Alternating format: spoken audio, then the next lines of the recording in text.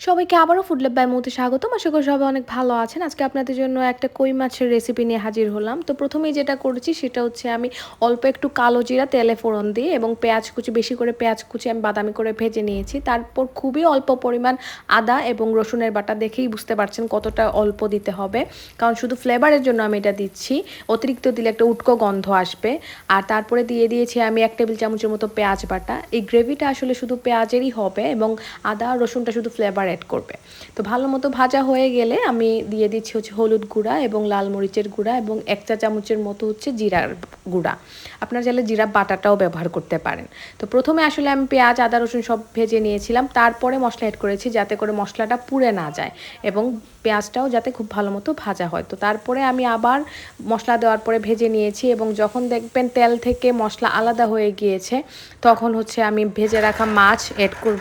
তো আপনারা যদি মশলা কষানোর সময় দেখেন মশলার বেশি পুড়ে যাচ্ছে বা লেগে যাচ্ছে, তখন অল্প একটু পানি দিয়ে কষাতে পারেন, এতে করে কষানোটা ভালো হবে।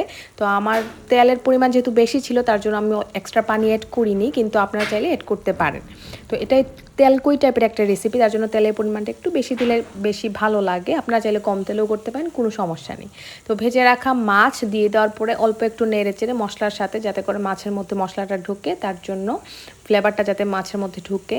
তো তারপরে হচ্ছে একটু নেড়ে চেড়ে আমি পানি অ্যাড করে দিয়েছি পরিমাণ মতো। আপনারা এটা কম বেশি দিতে পারেন, কোনো সমস্যা নেই, তবে এটা ভুনা টাইপের হয়, একদম শুকিয়ে ফেললে খেতে বেশি ভালো লাগে। তো আমি পানিটা দিয়ে দিয়েছি এবং ভালো মতো মাছটা নেড়ে চেড়ে একদম শুকিয়ে যাবে যখন, তেল এবং মশলা যখন আলাদা হয়ে যাবে, আবার তেলটা উপরে উঠে আসবে এবং কাঁচামরিচ এবং ধনিয়া পাতা দিয়ে আমি নামিয়ে ফেলবো। ভালো লাগলে অবশ্যই লাইক, কমেন্ট এবং সাবস্ক্রাইব করে পাশে থাকবেন। ধন্যবাদ সবাইকে।